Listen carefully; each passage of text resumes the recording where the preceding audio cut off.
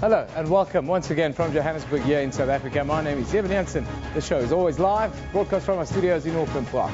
We're also streaming live on YouTube right now with our show as always available on demand on our YouTube channel. Now today we look at terrorism funding and networks here in South Africa.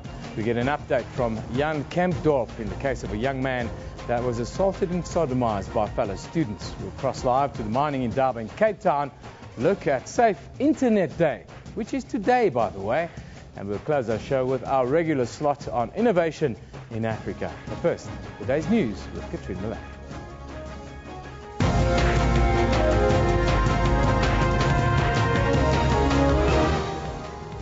Well, hello and welcome to Newsroom. I'm Katrina Milan, and let's just take a look at those top stories this morning. President Jacob Zuma says the SADC-facilitated Deputy President Cyril Ramaphosa should return to Lesotho as soon as possible to address issues raised by the delegation of the Lesotho government. The president met with Lesotho coalition leaders yesterday in Pretoria as the country prepares for elections at the end of this month.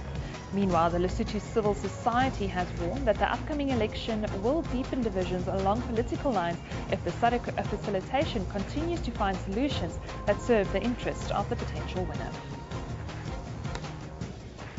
The rape trial of former tennis doubles champion Bob Hewitt will continue this morning at the Johannesburg High Court sitting in Palm Ridge on Gauteng's East Rand.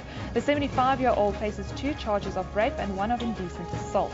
Teresa Twiggy Tolkien took to the stand yesterday. She outlined her alleged abuse 34 years ago at the hands of Hewitt, who was her tennis coach at the time.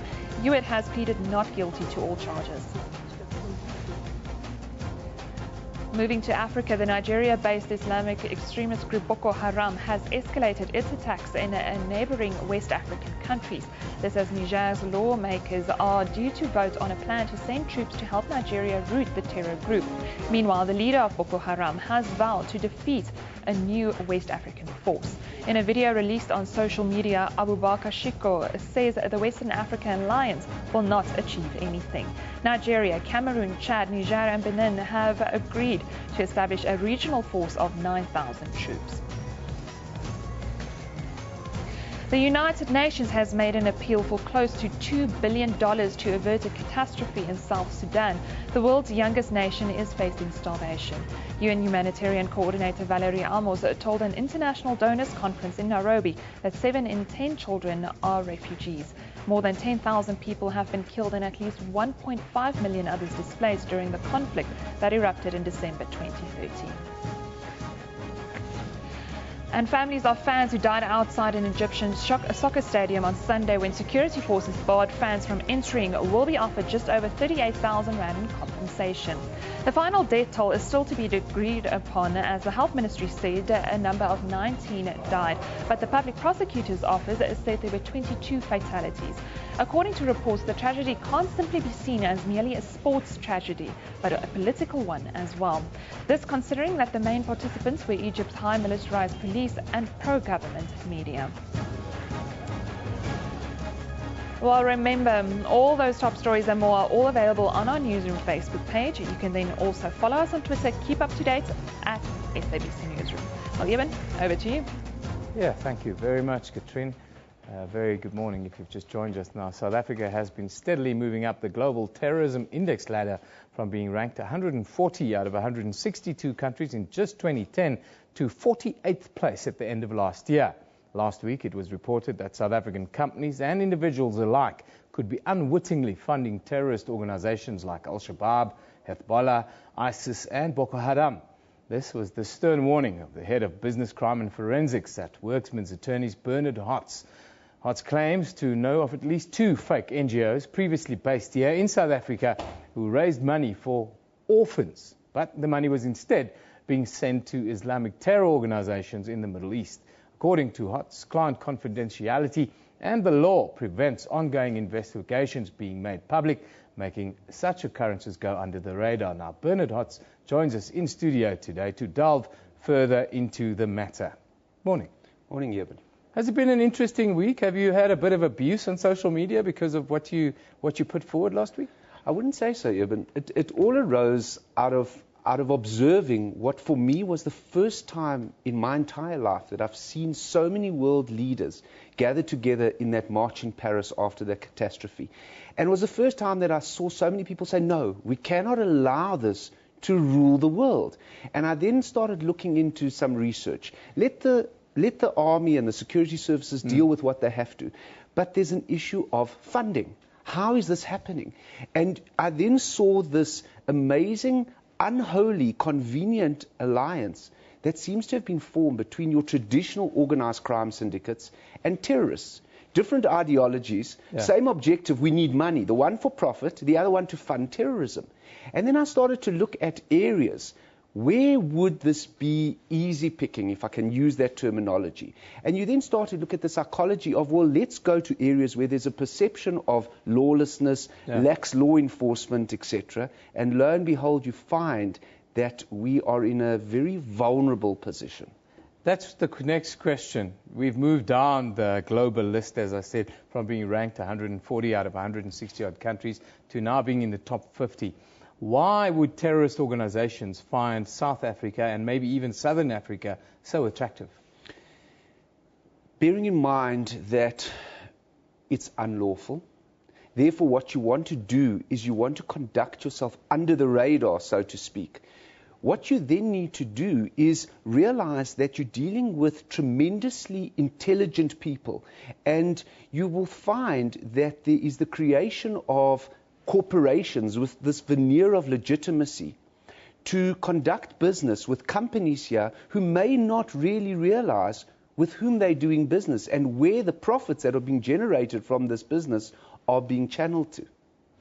I want us to look at a clip because I spoke to an expert on Nigeria, Boko Haram, and terrorism in that part of the world. And I was talking about importing terrorism here into South Africa, much aligned to what we're talking about. Let's have a look at this clip quickly, and then you can give me a sort of reaction to it.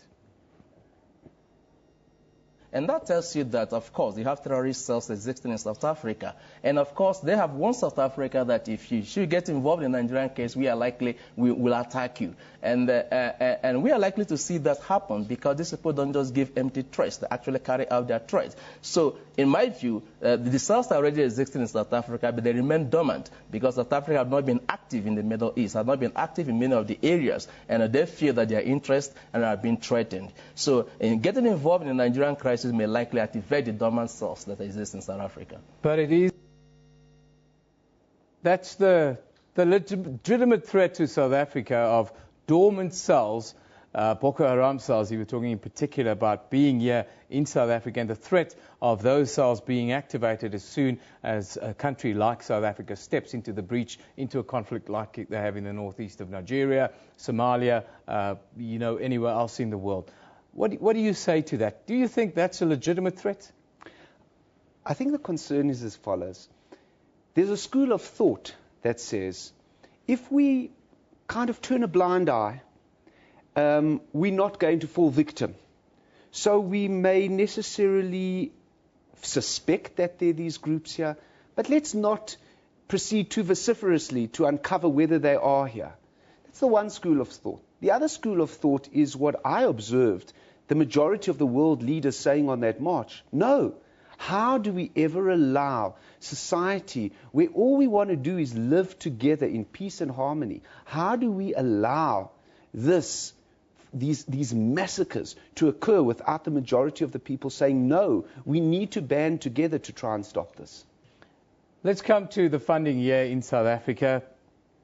In the intro, we spoke about a couple of case studies. Could you give us an example of how such a case played out here in South Africa with a funding scenario? Because I don't think people are aware that they are really at risk.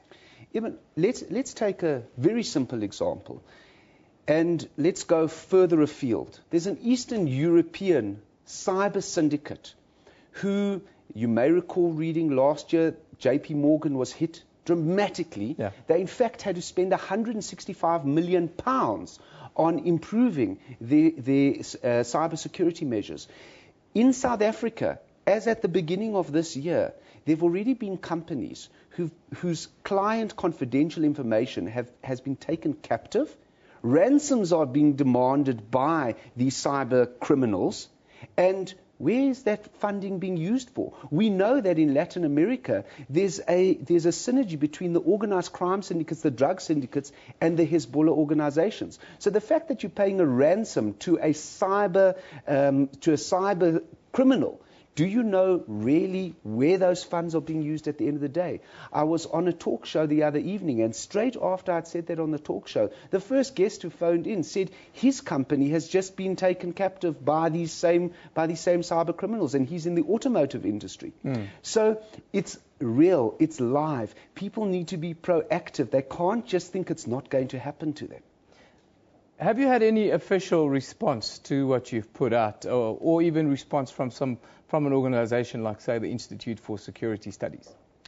I've read some interesting replies. They seem to be supporting what I'm saying. I've also received some interesting emails from as far afield as the US, from some federal prosecutors in the US who are dealing in cybercrime, organized crime, terrorist funding, who are very interested with the fact that this is now being raised now. And they've been asking to speak to me, to try and pick my brain, to see how these things are happening. In conclusion, what does the law in South Africa say, and how does it protect us, and what are the warning signs people should be looking out for? Eben, we've got laws. South Africa has committed itself to saying no to terrorism. We've got all the laws in place. But we need to work in partnership. Corporations need to be vigilant. They need to be proactive. They need to be very proactive in knowing who they're hiring right at the outset. Don't just do a box tick to say, yes, I've looked at somebody's ID. I've looked at somebody's passport. I've looked at somebody's company documentation. Actually try and investigate. Do you really know who the people are with whom you are transacting? That way, you safeguard the crown jewels. After all, a board is put there to safeguard the crown jewels for the shareholders. You've got to do your job and be proactive. Well, thank you very much for joining us today, Bernard. That's the head of business crime and forensics at Worksman's Attorneys, Bernard Hotz, talking to us about terrorism funding, not just in South Africa, but all around the world. Thank you for joining us today. Interesting. I bet you didn't know that you might be funding terrorist organizations by simply giving 10 Rand to an organization for orphans. Have a look at it before you do it next time. But here are some of your views. Let's have a look at the tweets. At SABC Newsroom, of course, is where we interact with you. Price Forbes SA says, okay, let's see what this mining in Daba is all about. Of course, mining in Daba gets underway. It got underway in Cape Town yesterday, and we'll have a live crossing there after our first break. Lesia says, mine bosses are having a barn fight while the true owners of the wealth and land remain destitute. It's a farce. The Freedom Charter is a farce, he says. 35th IGC says, looking forward to hearing Mining Minister at the Mining Indaba this morning. Yes, that should be very interesting. We'll be live with Nompusi Ziva shortly. Marty says, and what in the world does Tony Blair know about South African mining that he has to be the keynote speaker? Well, Britain has exported most of the wealth out of South Africa over the last 200 odd years. Today's picture of the day comes from Ultras T4. It's captioned, at least 14 fans killed in Egypt after Zamalek fans clashed with police. There you have a picture of the police firing some sort of weapon at the crowds advancing. That's our viewer pick of the day. I can tell you that number of 14 has been moved up to 22, been moved back to 19. We don't have an official confirmation as to how many people died, but it looks to be around the 20 mark. Unconfirmed at the moment, 22. Let's have a look at the front pages from around the world. What else is happening in the world today? You'll see papers in Spain are looking at US President Barack Obama meeting with the German Chancellor Angela Merkel at a White House news conference where Obama signaled he will wait for the results of high-stakes talk on Ukraine before deciding whether to arm the Kiev government, saying diplomacy and sanctions remain his preferred tools to resolve the crisis. Then the Australian is reporting that Prime Minister Tony Abbott says there is no time limit on his political recovery, declaring he is a fighter and that he hopes to substantially pass the test on his leadership every day. We stay in Australia down under. The Daily Telegraph warning about the monster sharks in Tadashi Nagara. This is another surfer lost his life in a shark attack there. Yes, it seems as if sharks all around the world developed quite a taste for human flesh. More and more attacks happening all the time around the world. Let's take a quick look at what's happening across our country today. Johannesburg Specialized Commercial Crimes Unit, former Gautrain Management Agency employee, will appear in connection with 2 multi-million rand cases of fraud. Then, in the High Court sitting in Palm Ridge, former Grand Slam tennis champion Bob Hewitt's trial on 2 charges of rape and 1 of indecent assault will continue today. We go down to Cape Town, where the Mining Resources Minister, Nrako Ramatlhodi, has already started speaking at the Mining Indaba being held at the International Convention Centre in Cape Town. Just after the break, we'll get the latest from the Indaba when we talk to our economics reporter, Nompumelelo Siziba. We'll be there shortly. You're watching Newsroom. Time for us to take that break.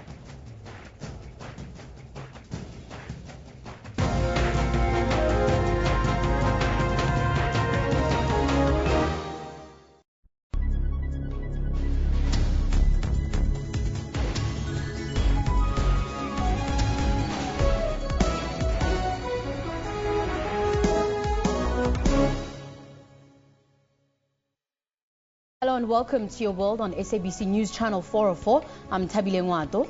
And I'm Lulu Gabu. President Uhuru Kenyatta says he will attend the status conference for his crimes against humanity case, but in his personal capacity and not as president of Kenya. Judges insist he attends this status conference. About 50 Kenyan MPs are expected to travel to The Hague to express solidarity with President Kenyatta. The Kenya cases have really tested the International Criminal Court in ways that it hasn't yet been tested. Your World, weekdays at 9 p.m.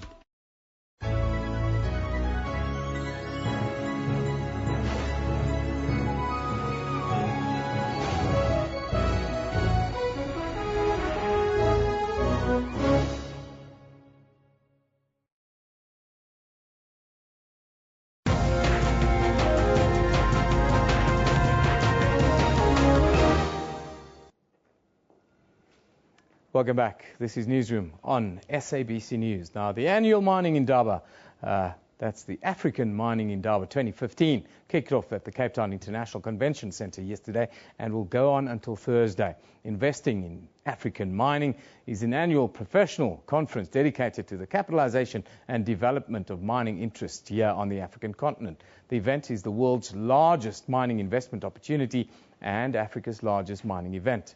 Over 7,000 delegates from around the world are meeting to discuss the future of mineral exploration on the continent. South Africa's Mineral Resources Minister, Nrako Ramatlhodi, is, well, at the moment delivering the keynote address there. For the latest, we cross to our economics reporter, Nompumelelo Siziba, who will give us an update, and she's with a guest. A very good morning to you, Nompu. Thanks. Today's been a big day at the Mining Indaba. The Minister of Mineral and Resources, Nrako Ramatlhodi, spoke and opened the forum officially today. He spoke to a number of things that would be at the top of investors' minds, and issues like energy, talking about the efforts that government's making to address that situation, the electricity situation in particular. He talked to labour unrest and the way in which government is to deal with it. He was talking tough in that regard, also speaking about government being very committed to infrastructure development so as to enable a conducive environment for the mining sector. So he was saying all the right things, but, you know, did he say enough? Was he convincing? Well, to talk about some of the issues that he raised and a bit more, I'm joined by Tony Zogby. He's a senior chap in the assurance division at Deloitte. Thanks very much for joining us, Tony. Now, the minister spoke about the legislation, the minerals legislation, talking about the fact that he's happy that President Jacob Zuma has sent it back to Parliament for it to be looked at, and that he wants the oil and gas part of it separated so that you have oil and gas and a minerals piece of legislation. Do you think he gave any certainty around regulation there? Well, Nompu, I don't think he necessarily gave much more certainty. I think it was quite important in what he said. He said that they want to separate oil and gas out of the mining or out of the minerals part of the Act. And I think that's quite important because they are both very different commodities and very different processes. I think what was important there is he said they want to test the mining charter, they want to test performance against the mining charter, and then for me what came across was that if there are shortcomings in the mining charter, he would wish to regulate that or legislate that through the MPRDA. I think what was really important in that statement was when he said that they would like to test the legislation up front in the Constitutional Court. Now I think that's important because that gives a clear message that they're confident about the legislation they're going to be putting in place. And also, if anyone's unhappy, let's test it up front in the Constitutional Court so that as we implement the MPRDA, we're not going to have challenges which are going to just tie up the industry, tie up government, and just delay the whole process further. So there was some degree of certainty in that process. It's a bit of a tricky situation, isn't it? Because some of South Africa's problems are not problems that can be solved overnight. The issue of the energy situation, that means contracts have to be drafted, work needs to be done, that means years and years. And also in terms of the labour situation, you know, he was talking tough about how they're going to arrest people and put them in jail. But practically speaking, it still beggars the question as to whether the environment is correct for investment. Well, I think what he was saying is directionally correct. So I think we all know, I think in everything that he said today, we all know that it's going to take a long time to implement all of these policies or all of these processes. I think he's giving the right message in terms of labour. It needs to be balanced. You can't be too tough with labour, we know that. So I think he was really saying, you know, to the investment community, we will deal with the problems. As government, we will get involved, we will deal with the problems, we will help you to resolve the issues. I don't think you'll get to a point where you're going to be throwing, you know, militant Labour members into jail. But I think directionally the message is clear. You know, we need to be balanced, we need to take the needs of society, we need to take the needs of the communities, we need to take the needs of the industry into account, and directionally I think that was really what he was trying to say. Let's showcase South Africa, we're open for investment, we're open to the world, we want to create certainty around legislation, we want to create certainty around labour, we need to create certainty around energy. Did you get a sense that the minister has further plans around addressing the issue of high unemployment and inequality in South Africa? Because those were the top issues that he raised before he got into the rest of his speech. What sense did you get about his intentions there? Well, I think clearly the only way you're going to address unemployment, and he did raise that right up front, is to create a stable and thriving economy. So if you get the base right, if you get the regulatory certainty right, if you get, you know, infrastructure development right, that will create employment. You need to have a stable environment in which mining companies are prepared to invest in their industry, in the country, and that's what will create growth and that's what will create employment. An interesting point that he did make was he spoke about broad-based economic empowerment, and he made a statement. He said individual empowerment is over.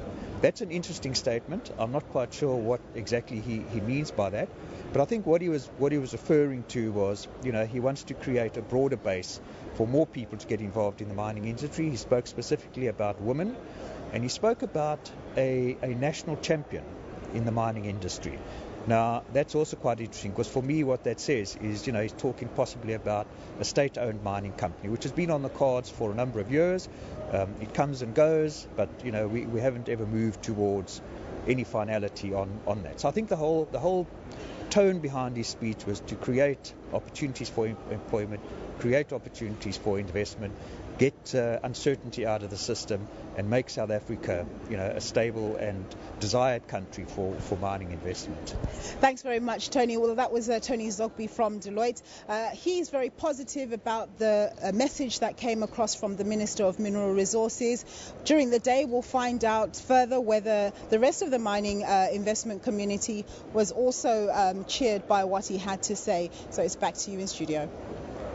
Thank you very much to Nompu Siziba. That's our business anchor on prime time, normally in the evening, down at the 2015 African Mining Indaba at the Cape Town International Convention Centre, giving us a little update. Of course, she'll keep us updated throughout the day as things develop throughout all of the shows. Watch out for business news at 1 o'clock, which will have a complete wrap of what happened there with the minister's speech and reaction to that, of course, in Business News at 1. Now we move on. Yesterday, the ANC Youth League and high school pupils marched on the Jan Kempdorp Agricultural School in Northern Cape. This after a video of a group of boys brutalizing a black pupil and raping him with a broom handle at the school not only rocked the community in Kimberley, but shocked the entire country. As the 4 18-year-old suspects of the attack are expected back in court on the 5th of May, other political parties have also led demonstrations to the school. Now, to give us the latest around the story, we are joined in our Kimberley studio by the spokesperson of the Department of Education in the Northern Cape, Sydney Stander. A very good morning to you, Sydney. Thank you for joining us. Good morning, and good morning to the viewers. Sydney, let's start with the victim first. Can you give us an update on this young man, his condition, and has the department been in touch with his family at all? Well, indeed, the victim is still traumatized. As the department, from the very first day, we have been in constant consultation with the family. As you know, the MEC visited the granny and the child on Sunday and spent the whole day with them, committing the department that we will go away with them in terms of assisting this boy to stabilize and reintegrate into the school.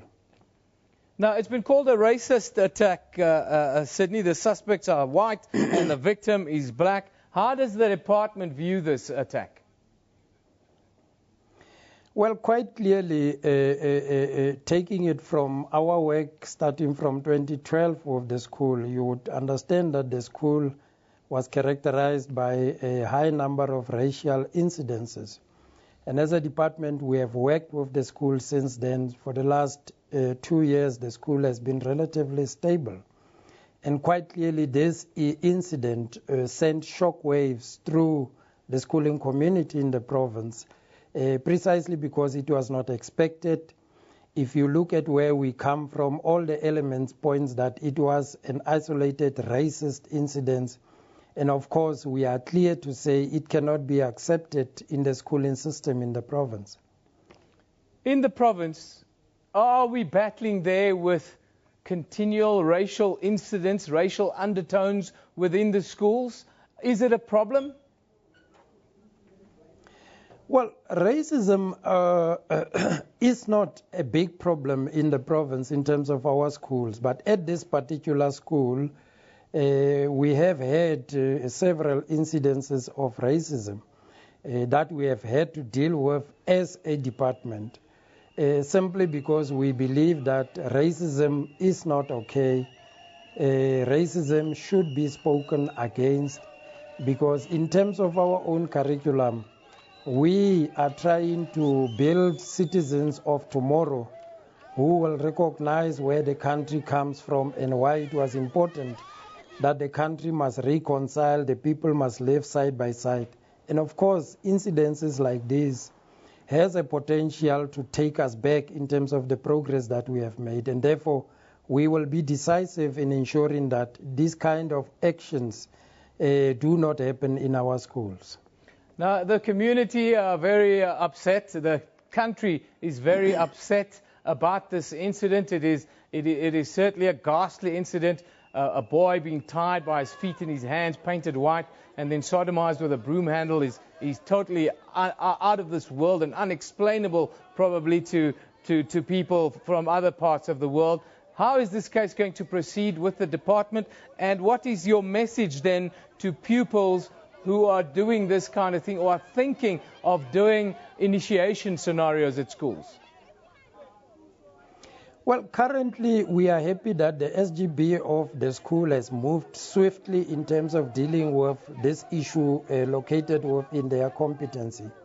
We know that the boys have already been suspended and removed from the hostel, and they have been served with notices to appear before an SGB tribunal.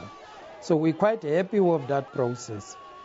Our message to our children all over the province, and specifically at this school, is that we must continue to fight this battle of uprooting racism from our environment, from our schools. By working together, we must continue to embrace the ideal set out by Tata Mandela of building and continuing to build a rainbow nation where our colors is immaterial, and we coexist as different communities, recognizing, of course, our uniqueness and accepting that we are different. However, we must continue to fight to demonstrate that we can achieve an ideal of a rainbow nation.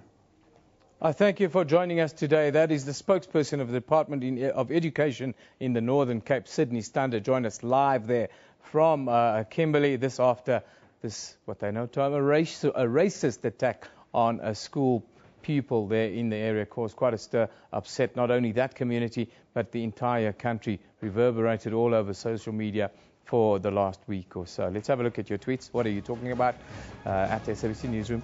Another heat wave in Johannesburg. You wouldn't say I'm wearing a black suit today. Starting to feel the sweat here under my arms, running down my side. 39 in Kimberley, a high of 36 and 39. Oh, that's Afrikaans. Leanne Manus. The heat wave in Gauteng and North West is expected to end tomorrow. It started on Saturday with temperatures reaching the upper 30s. I didn't know that Leanne was doing the weather as well. Wow. Good job there, Leanne Manus. Sam Prizak says tomorrow is supposed to be 33 degrees, so I think I'll pull out my shorts for the occasion. Good on you, Sam. You go and put on your shorts there. I didn't know it was hot. 33 degrees. Is that a heat wave? I thought it had to be above 40 here on the African continent for us to get hot. Anyhow, today's tweet of the day comes from Lorette Skuman on Bob Hewitt, former tennis star who pleaded not guilty on 2 charges of rape and 1 of indecent assault. She says, quote, "Can't understand why victims of alleged sexual abuse only come out 30 to 40 years after the fact." Hashtag Bob Hewitt questions money, revenge, closure. Yes, it is a legitimate question, Lorette. You have the power to ruin a human being's life right at the end of it by claiming these kinds of abuse. And I asked our lawyer that was here earlier, Bernard Hotz, how do you deal with this kind of thing? He was going to point us in the right direction. Hopefully later in the week we'll be able to talk about that. How do you test a case of rape or sexual assault 30, 40 years after the fact? It is something that we will delve into here in Newsroom, because it's not just in our country we've got this scenario playing out, but also in the US. Now, let's take a look at what's happening on Newsroom's Facebook page. Today, there you'll see, of course, American President Barack Obama signaled he will wait for the results of high-stakes talks on Ukraine before deciding whether to arm the Kiev government. Now, that is a big story. Trust me, it's the end of the Cold War. If it's the re-emergence of a new Cold War, if it happens. Then you'll see senior United Nations officials are ramping up pressure on the parties to the South Sudanese conflict to finalize a peace agreement that will lead to a transitional government there. And back home, President Jacob Zuma has emphasized the needs for Lesotho talks facilitator, Deputy President Cyril Ramaphosa, to return to the Mountain Kingdom to address issues raised by the delegation of the Lesotho government. Remember, you can find all of these stories and a whole lot more on Newsroom's Facebook page, or you can even visit our website, sabc.co.za/news, for all the latest breaking updates.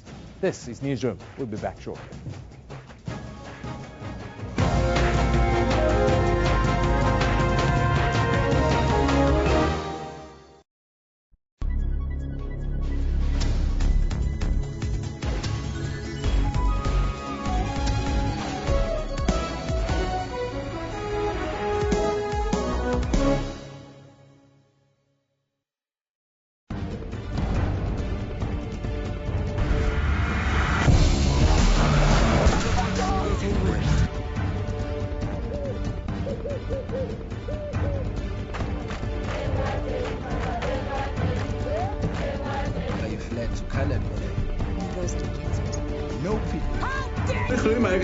Ja, ik heb een paar bezig. Kom.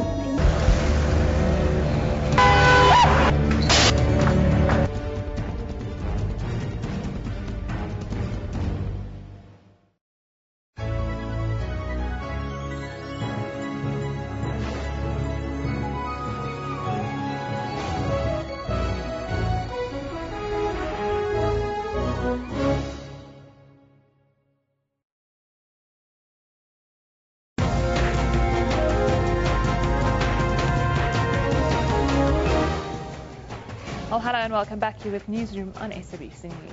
Let's just recap those top stories this morning.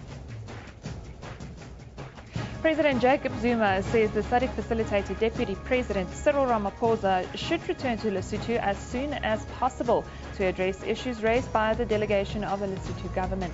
The president met with Lesotho coalition leaders yesterday in Pretoria as the country prepares for elections at the end of this month. Meanwhile, the Lesotho civil society has warned that the upcoming election will deepen divisions along political lines if a SADC facilitation continues to find solutions that serve the interest of the potential winner. The rape trial of former tennis doubles champion Bob Hewitt will continue this morning at the Johannesburg High Court sitting in Palm Ridge on Gauteng's East Rand. The 75-year-old faces 2 charges of rape and 1 of indecent assault. Teresa Twiggy Tolkien took to the stand for the state yesterday. She outlined her alleged abuse 34 years ago at the hands of Hewitt, who was her tennis coach at the time. Hewitt has pleaded not guilty to all charges. And the United Nations has made an appeal for close to $2 billion to avert a catastrophe in South Sudan. The world's youngest nation is facing starvation. UN humanitarian coordinator Valerie Amos told an international donors conference in Nairobi that 7 in 10 children are refugees. More than 10,000 people have been killed and at least 1.5 million others displaced during the conflict that erupted in December 2013. Well, remember, all those top stories and more are all available on our Newsroom Facebook page. You can then also keep up to date with all our journalists across the country on Twitter at SABC Newsroom. Well, Evan, over to you. Thank you. For those of you who are not aware of it, today is Safer Internet Day. Today is all about promoting safer and more responsible use of online technology and mobile phones, especially amongst children and young people. The power of the web has been changing lives across the African continent, advancing technology and techniques of education, tertiary training, and the way we conduct business even. Now, joining us today for more on this is Fortune Nweli Zibanda, the Public Policy Manager for Google here in South Africa. Good morning. Morning, Evan. What is Safer Internet Day? I thought we've lost this battle already. No, we haven't. Safer Internet Day is a growing global initiative which we use to highlight, as you said, the importance of being safe online. But the special thing about this day is that we're doing it with kids and we're getting them to do things themselves instead of talking down to them. So this day, if I may just give you a bit of background, it started in 2004 in Europe and it has grown rapidly now to cover close to 120 countries around the world. So today we are joining the rest of the world to celebrate it. And what are you guys at Google doing in practice to make the internet a little safer? How is this going to work other than having a beautiful campaign? Okay, so first of all, you know, we always put our users first, and their privacy and security is very important to us. So what we do is that we've got many tools that we give to the users to empower them, to enable them to be able to tweak whatever settings they want on their accounts so that they can protect themselves. So here in South Africa, we actually launched a website which we call a Family Safety Center. Mm-hmm. It's a one-stop shop, really, where parents and caregivers and even children themselves can go to this website and check out how they can protect themselves online. What would you say are the biggest threats to children and then to doing business right now on the internet? I would say right now user-generated content, especially when it comes to children, because the problem most of the time is that the young users are not able to judge, is this okay for me to put out online? Yeah. Because once you've put it out there, it's very difficult to take it off. Yes. And what we always say to them actually is that whatever you're doing, be it on social media or anywhere else on the web, think before you post, because when you post online, you're posting to the world. So I think the issue of user-generated content needs to be looked at. And it's really an education process that needs to... Yeah. So what we are doing, besides just this day, is that we do campaigns throughout the year with government and civil society and other private sector partners to carry out digital literacy programs to educate people about how to be safe online, because we think that's the important thing. Once people know how to take care of themselves there, they can enjoy the internet safely and responsibly. The rise of the smartphone, has that made the internet less safe? I wouldn't say so. I think at the end of the day, it's all about whatever rules you have online should also be applicable offline. Yeah. So, for example, if you are a parent, if you are going to give your daughter or your son who is 11 years old a smartphone, you're actually exposing them to all of these things. Yeah. If you are going to give them that, make sure that you supervise them. You supervise the way they're using these devices. Don't just give it to them and then look on the other side. Definitely, if you do that, then yes, you are exposing them to more risks. But if you do it responsibly, then I don't see any risk. Do you need to know their passwords? Well, it's a balancing act. I think the important thing is between parents and children is trust. Yeah. Okay. So the same way that you relate, if you leave home and you put a jar of sugar on top of the table and say don't touch it, you should trust your child not to touch it. Not to touch it, okay? Yes. So it's really the same rules. If your child decides to touch the sugar, then it means it's a trust issue. It's got nothing to do with technology. A relationship scenario, and you've still got to manage your online relationship as you manage your offline relationship, as you call it. Yeah. Just the significance of this cross-continental event that you guys are putting together. What do you hope to achieve with that? Okay, so the most exciting thing for us this year, because we've been doing it for the past 3-4 years in South Africa now, but the most exciting thing is that we are actually linking up with 3 other African countries. We've got Senegal, we've got Nigeria, we've got Kenya, that will be joining us via Google Hangouts, so that the children can talk across each other, across the continent, to share ideas, to share lessons learned. Yeah. And I think that's very important for kids to know that other kids in other countries are going through the same things, and they're also trying to resolve the same things. Finally, quickly, you've got 30 seconds to give us one tip. If you had to give me one tip to be safe online, what would that tip be? For you, I would say have a very strong password. Your birthday won't cut it, because everyone knows it. Yes. So have a very strong password, because that's where you start from protecting the information that's contained about you online. Protect your passwords, make sure they're very strong. I've got the name of probably the most famous icon in South African history as my password, so it's not going to cut it. I'm going to have to get a new one. No. Well, thank you for helping me today, because I thought that was it. It was close to home for me, but unfortunately, so does every criminal would think something along those lines. Sure. Thank you for joining us. That's the Public Policy Manager for Google in South Africa, Fortune Wheelie Sibanda, joining us talking about Safer Internet Day today. Did you know that it is today? If you didn't, now you do. Let's have a quick look at your tweets before we talk about innovation here in Africa at SABC Newsroom. My word, I'm so late. Rea must just come back. This is too much now. Of course, we're talking about the bus strikes in South Africa. Len Trokozo says, bus drivers come to the table and end the strike already. This is not the Taxi Association, where, well, he's got a link up there as well if you want to go. No Rea, no Gautrain buses. This is what I call road shedding. No Mawanga, that is very, very clever. Nice one. I like the road shedding one. Ariang buses looking so fresh. Pretoria world-class transport. The bus drivers soon join the Rea strike, says Moya Lefa. We hope so. Sebastian says, how does one use public transport? It doesn't help if Gautrain bus drivers and Rea are on strike. We can't be world-class with this service. Now to close today, Newsroom is a digital platform that focuses on amplifying innovation and good news from across the African continent. Along with the new innovations, the platform highlights individuals, companies and governments on the continent embarking on innovative projects. Now, joining us today is the founding member of Newsroom, Katu Machar. We're also then joined by Henry Meyer, who is the CEO of Innocentric South Africa, a company that's hosting Innovation Live 2015. A very good morning to you. Good morning. Katu, welcome back. Hey. Always nice to have you with us. Same here, thank you. You haven't been traveling anywhere in the world of late? No. But the 17th of March, CEO Africa Forum in Geneva, I'm going. You're going again? Well, I hope that your wife is not going to call us and find out where you are. Anyhow, moving on. Very good morning to you. Lovely to have you with us. Thank you. Tell us about your event.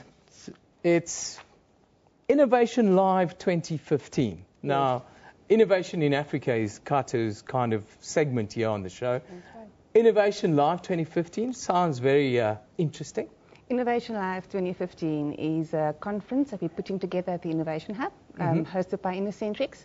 We are looking at making it different, impactful. We have about 8 international speakers, about 4 local case studies. The likes of Vodacom, BCX, Ultron will come and share innovation stories. They'll talk case studies, what we've done, what has worked, what has not worked. It's in the last year? I think in the last year, but in general. Because we want to build an innovation capability. We want innovation to become alive. And we want to showcase, celebrate innovation success, learn from each other, and share those stories. Kato, tell us, how do you tie you into this? It sits right within your wheelhouse, doesn't it? Besides the fact that I speak a better English than Hendra Maya. We're the media partner of Innocentric, but most importantly, our thought leadership platform within Innovation seeks to amplify all these good stories about what is going on and how do we need to lead innovation thinking and bringing it about and bringing all those speakers that are so exciting. So for us, it's about saying, how do we help each other and help Africans to come up with solutions to their own backyard challenges. So new innovation, because we want to actually talk to the rest of Africa. We are excited to be part of this and make sure that everybody else, including yourselves, get to know about this. And it's a great kind of content that we're going to be getting, which everybody else out there would be able to get about how is it that we can be able to lead new thinking of innovation in Africa. I think that's the objective. We want Africans to be proud, and we want to recognize that innovation. We want to work together, we want to collaborate. We've also done an exercise where we're going to rank South Africa's top companies for innovation across 4 pillars of innovation capability, and we're looking forward to that. It's the first time that we're doing this, and we've seen some excellent results, and we're really looking forward. It really ties in with governments talking about Africa solving Africa's problems. The focus of Innovation Live will be on real-life case studies. Can you tell us about 1 or 2 of those that really stand out for you? I think there's plenty to talk about. The most recent one I think that everybody is aware of is what Ultron has done in the space with what they've launched in the market recently. And we're going to share around that. We know that Vodacom has been doing excellent stuff, exciting stuff in the innovation space, and how they create that innovation leadership. So if you look across Africa, there's so many success stories from Nigeria and Nairobi and Kenya and South Africa. We know about Mellow Cabs. So what we're going to talk about is how do you use technology to enable that innovation? How do we create stories in terms of talking about strategic information and make that visual? So how can you use technologies to support innovation? And we're going to share case studies from across the world, from Europe to France and back. So we're all going to talk about what have we done, how have we done it, and what was the results of that, and how can we collaborate better together to impact on innovation, to build that capability, and to showcase our local talent, because we know we've got plenty of that. That's fantastic. How do people get involved, and how do they find out more if they want to get involved? Innolive.co.za. That's where you can go and get all the information, register. Follow them on Innocentrics on Twitter, and if not, if all else fails, go back to Innovation. If all else fails, go back to... We also have a special prize for SMEs. We really want SMEs to be involved. We want business to speak to SMEs and for them to collaborate to create the future. So there's a special prize for SMEs that's very affordable. We would like to have them there. We're going to hack with the youth. Yes. We're going to create electronic solutions and solve problems. So we're going to have a lot of young people that's going to be there as well. So please, SMEs, young people, big business, and let's make innovation happen. Fantastic. I look forward to it. Hopefully I will get invited to the event myself and I could come and have a little look-see myself. I wanted to ask you about a few other things, Kato, but we've run out of time, man, you know. Yeah. You're selling Innovation Live here this morning, unfortunately. Let me tell you about this one, Jeannie Quantre in Geneva, Senegalese-born girl. She is launching her fashion show mid-air in a private jet, 5 cities, Geneva, Milan, and all those places, establishing 5 schools from a fashion show that will have been done on that particular plane. First in the world of its kind. Look out for the good news coming out. That's interesting. She must either be very good or her daddy must be quite rich. Well, I think it's about thinking innovatively. Thinking innovatively, that's the future. That's 2015 Africa Innovation Live. Don't forget, you can go have a look at that. That's where we wrap the show today. Thank you for watching. Newsroom is broadcast live from our studios here in Auckland Park, Johannesburg, every weekday morning between 9 and 10 a.m. The show repeats at 2 in the afternoon with a rebroadcast then at 5 a.m. the following day. We're also streaming live on YouTube right now, with a show available on demand on our YouTube channel all of the time. This is SABC News. You have been watching Newsroom. We love it in the morning.